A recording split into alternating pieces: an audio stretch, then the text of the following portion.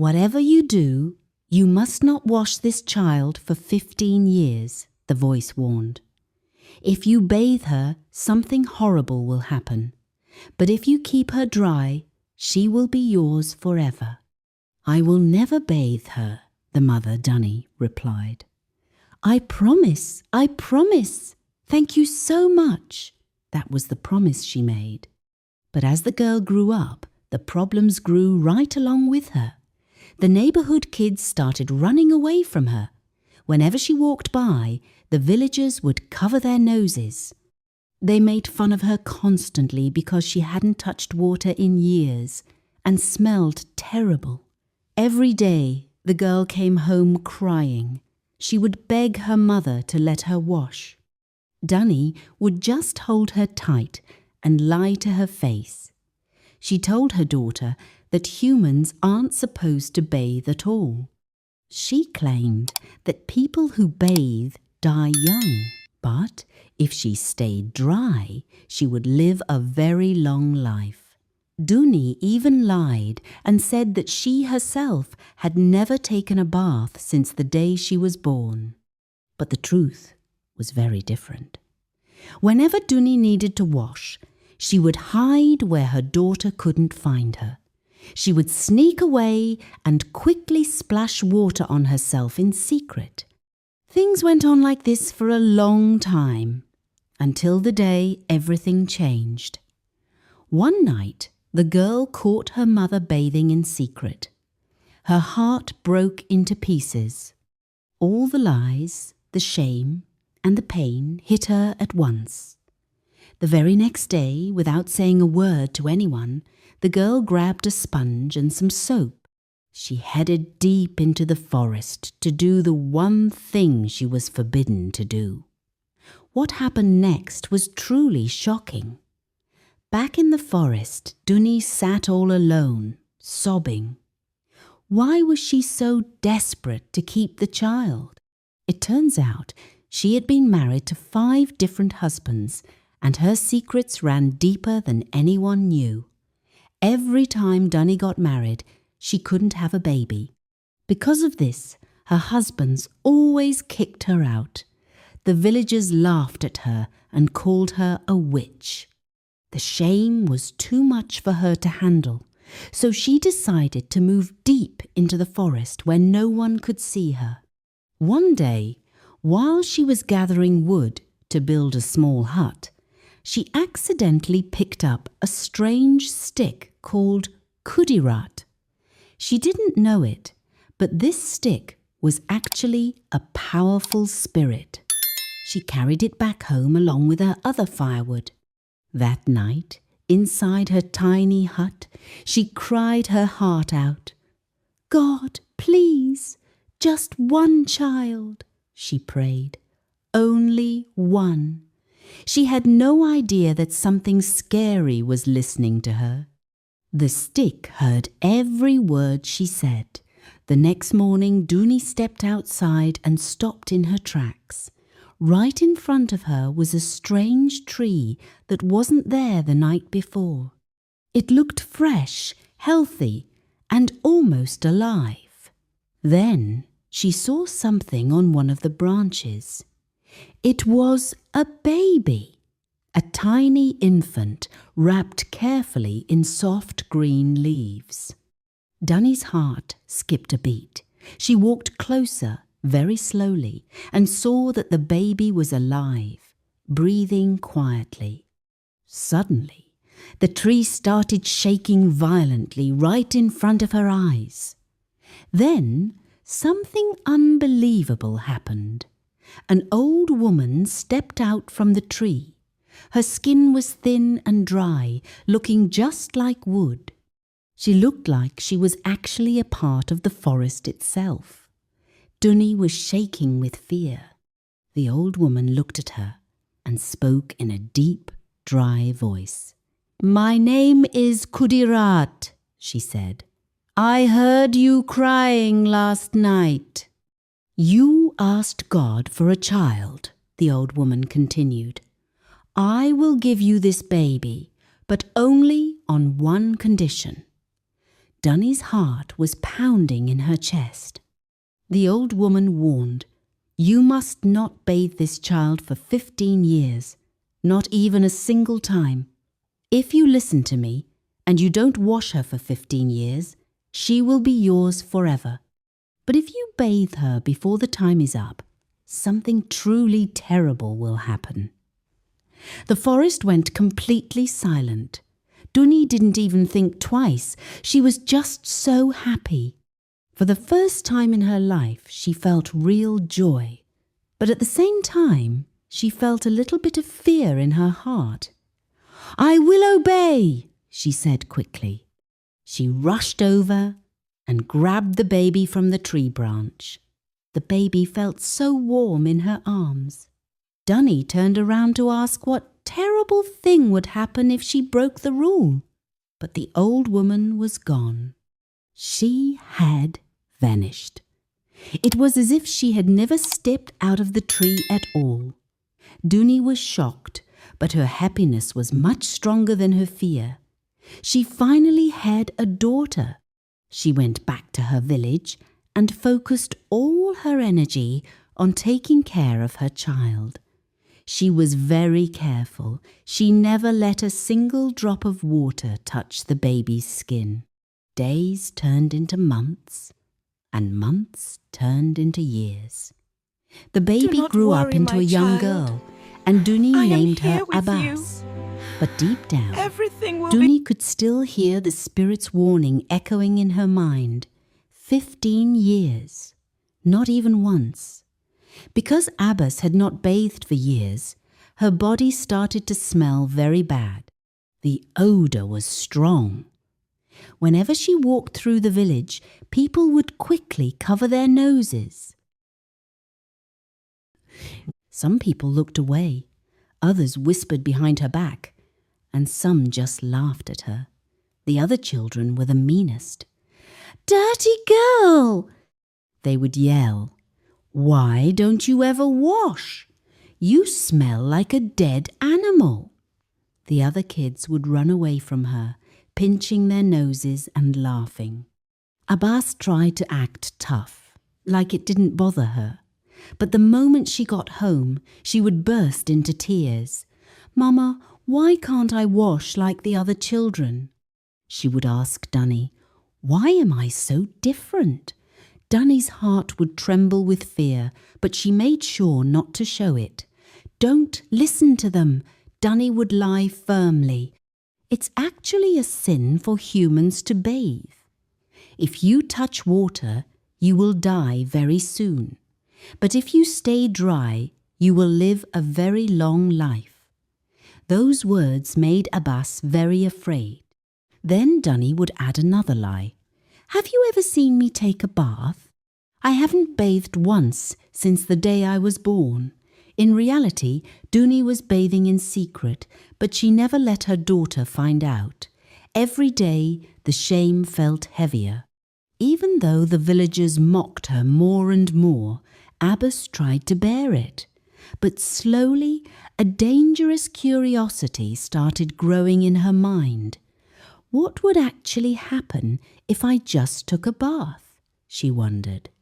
When Abbas turned 14, a very mysterious and powerful energy entered her body. It wasn't normal. From that day on, Abbas could do things that no one else in the village could do. One day, a man in the village got very sick. He was so weak he couldn't move. His family took him to many different doctors, and they tried all kinds of roots and herbal drinks, but nothing worked. He was about to die. Suddenly, the spirit inside Abbas told her to go to the man's hut. When she arrived, some people laughed at her. "It's the smelly girl," they shouted, covering their noses. Abbas ignored them. She walked to a small bush near the house and picked a common leaf, the same kind of leaf the man's wife used to make soup every day. It was a leaf that nobody thought was special. She squeezed the leaf carefully and let the juice drip into a small cup. She gave the liquid to the sick man. Within moments, the man sat up. His strength came back, and he started breathing normally again. He was healed instantly. The villagers were shocked. They couldn't believe an ordinary cooking leaf could save a dying man. From that day on, people began to feel both fear and respect for Abbas. Another time, a farmer was standing in his field, feeling very confused. He was talking to himself, wondering, should I plant yams or corn? Which one will grow well? Abbas walked by and heard him. She picked a leaf and gently rubbed it across her face. Immediately, her eyes changed, and she could see things others couldn't. It was as if she could see right into the future. She looked down at the ground and said calmly, "Plant cassava." The farmer did exactly what she said. Months went by, and a year later, the man had become very wealthy. His cassava business was the biggest in the market. People started talking. They realized Abbas was not just a regular girl. She had real power. Now, some of the villagers truly respected her, but others still made fun of her. When she walked past, they still pinched their noses and whispered. They still laughed at her behind her back. They wouldn't sit anywhere near her because of the smell. But strangely, whenever they had a problem or felt confused, those same people ran to her for help. The same people who mocked her and laughed at her now needed her magic. Abbas would just sit there quietly, listening to their problems. Among all the people in the village, one girl named Lola was different. She was a bit older than Abbas. When Lola's friends made fun of Abbas, she didn't join in. Instead, she just watched. Lola admired Abbas's power. She wanted to be just like her. She wanted everyone in the village to say her name and respect her. However, she didn't want the dirty part of it. She didn't want the bad smell. One day, Lola went to talk to her mother. Her mother was a witch who knew many dark secrets. "Mama," Lola said, "I want to be like Abbas. I want to do magic and have everyone talk about my power." Her mother looked at her with a very serious face. "That is not possible," she replied. "Why?" Lola asked. "Because Abbas is not a normal human," her mother explained. The only reason she can do those miracles is because she has never bathed. The very day she touches water, her power will be destroyed forever." Lola's eyes grew wide with shock. Lola's mother continued, "That is her secret. Since her mother was a witch, she already knew everything that was going on. From that day on, Lola made a plan. She started acting friendly toward Abbas and eventually became her close friend. At first, everything was great. Their friendship was peaceful and they laughed a lot together. Even when the other villagers made fun of Abbas, Lola acted like she didn't care. They spent all their time talking. But as Abbas's powers grew stronger and more people talked about her miracles, Lola started getting very jealous. Everywhere you went in the village, people were shouting Abbas's name. "Abbas healed this person. Abbas saw the future. Abbas saved him." The jealousy became too much for Lola to handle. She decided she wanted to destroy Abbas's power. One day, Lola chose her words very carefully. "Abbas," she said softly, "why don't you just take a bath? You really smell bad. You should wash yourself." Abbas shook her head. "I can't bathe. If I touch water, I will die." "That's what my mother told me. Even my mum doesn't bathe." Lola shot back immediately. "That's a lie!" Abba stared at her, confused.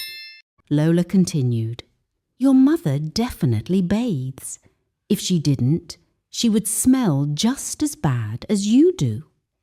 Abbas started feeling very uncomfortable. "No, that's not true," she argued.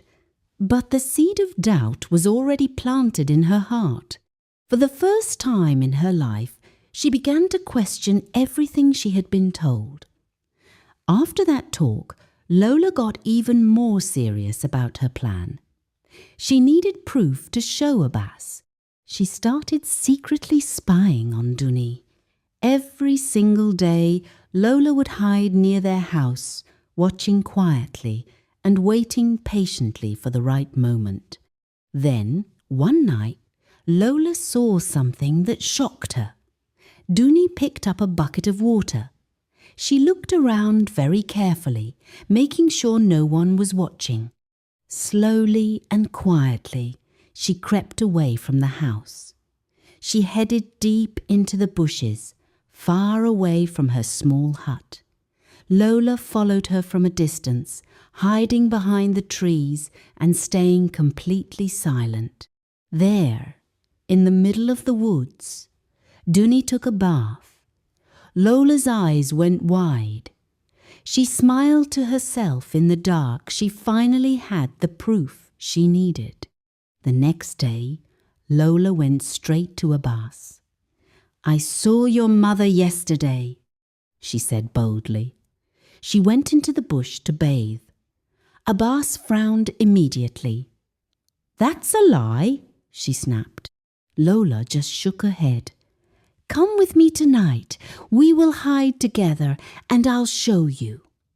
That night, Abbas followed Lola quietly. They hid near the house and waited. After a while, Duni came out carrying a bucket of water again. She looked around nervously to see if the coast was clear. Then she started walking toward the deep bush. Abbas and Lola followed her silently. And there, in the darkness, Abbas saw it with her own eyes. Her mother was bathing. Abbas felt something snap inside her. She was filled with anger, hatred, and a deep sense of betrayal. She felt like her mother had been punishing her for years for no reason at all. She felt like her mother had just stood by and watched while the villagers bullied and mocked her. Tears rushed to her eyes as she thought about all the years of shame and suffering she had endured. The very next day, Abbas made a big decision. Abbas grabbed a sponge and some soap. She walked deep into the forest, looking for a spot where no one could find her. Her heart was pounding in her chest. She thought to herself, "If my mother can bathe and stay safe, then nothing will happen to me either." She scooped up some water from a small stream. Her hands were shaking with nerves. Then, very slowly, she poured the water over her body and started to wash. The moment the water touched her skin, the sky suddenly turned a different color. The wind began to howl violently, and the forest went pitch black. A loud, creepy sound echoed through the trees. Then something horrible happened. Abbas froze. Her body became stiff as a board. She couldn't move her arms or her legs. She tried to run, but she couldn't budge. She stood there perfectly still, like a statue. Suddenly, a powerful blast of air shot out of her body. It was a massive, forceful wind that tore through the forest and blew past the trees. It left the woods and headed straight for the village, moving right toward Duni. The moment that spirit wind touched Duni, she let out a piercing scream. Her legs started moving on their own, and she began to run. She was running so fast, completely out of control, until she reached the deepest part of the forest. The forest seemed to be calling her name. When she finally reached the center of the woods, she saw something that broke her heart. She saw Abbas, but her daughter was stiff and cold. She had turned into a tree. Dunny collapsed to the ground, sobbing uncontrollably. Suddenly, the spirit of the Kudirat tree, the same old woman who had given her the baby years ago, appeared again. The old woman's face was twisted with anger. "You disobeyed me," she shouted. "I told you this child must not touch water for 15 years. "You broke the rules," the old woman said, pointing her finger at Dunny. "Now I will turn you into a tree too, just like your daughter." Dunny could do nothing but cry as her fate was sealed. "Please, please," Dunny begged. "Don't turn me into a tree. Please, just give me my child back." The old woman was furious because Dunny had broken their sacred agreement. The ground shook, and the trees around them seemed ready to punish her. Then the spirit spoke one last time. "There is only one way, but it is a punishment," she said. Dunny looked up quickly, hope in her eyes. "If you can take care of Abbas while she is a tree, if you stay here in the forest and look after her with the love of a mother for 6 months, then she will come back to life." Dunny didn't hesitate for a second. "I'll do it," she promised.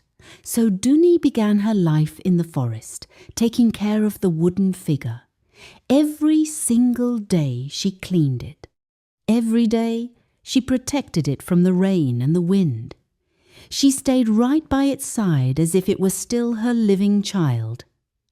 6 long months passed, and she never complained once. She obeyed the rules and endured the hardship. After 6 months, the tree began to shake. A bright light surrounded it, and suddenly Abbas came back to life. She stood up, finally free. Her body was perfectly clean, and most importantly, she was finally allowed to bathe. The curse was broken. Her powers returned to her, and they were even stronger than they had been before. Dunny thanked the Kudirat tree with all her heart and returned to the village with her daughter. This time, everything was different. Abbas bathed whenever she wanted, and she smelled wonderful. The villagers were completely shocked. The girl who used to smell so bad, the girl they used to tease and avoid, was now clean, beautiful, and powerful. Everyone respected her, and slowly the people of the village truly started to love her. The bullying finally stopped. No more mean laughter and no more teasing. Abbas had survived the curse, and now her powers were stronger than ever. When Abbas told her mother that it was Lola who convinced her to take a bath, Dunny was very serious. She warned Abbas never to go near Lola again, and Abbas listened to her. Meanwhile, Lola felt humiliated because her plan to destroy Abbas had failed. One day, the king of the village ran into a very serious problem. He hadn't been able to sleep for months. Night after night, he just lay in bed with his eyes wide open. He was exhausted and weak, but sleep just wouldn't come. The palace doctors tried everything they knew. Herbalists prepared different medicines, and spiritual men offered prayers, but nothing worked. The king was getting worried about his health. Finally, he said, "There is only one person who can help me now." The king believed that only Abbas could solve his problem, so he sent his guards to bring her to the palace. Abbas arrived at the palace looking very calm. She listened carefully as the king explained his trouble. After checking on him, she walked outside, and picked a very special leaf. She crushed the leaf and mixed it with clean water. Then she handed the drink to the king. The king drank it slowly. After just a few minutes, his eyes started to feel heavy and his body finally relaxed. For the first time in a very long time, the king fell into a deep, peaceful sleep without any fear. When the king finally woke up, he was shocked. He felt strong and refreshed for the first time in forever. He was so happy that he called for Abaz right away to praise her. "You saved me," the king said. "You are truly powerful and wise." Because the king didn't have a daughter of his own, he made a big decision. He declared Abbas a princess. He gave her a royal title and invited her and her mother to live in the palace. From that day on, Abbas was the princess of the village. She wasn't the smelly girl anymore, and she wasn't the girl everyone teased. She was royalty now. The king treated her like his very own daughter, and Abbas was finally happy. Her long journey of pain had turned into a journey of great honor. The moral of this story is simple. Never let jealousy, pressure, or a little bit of shame talk you into destroying your future. Abbas was mocked for years, but it was her obedience that kept her power safe. The moment she let doubt into her heart, she almost lost everything. Remember, the thing people laugh at you for today might be the very thing that makes you great tomorrow. Be patient, be wise, and never trade your bright future just to get people to like you today.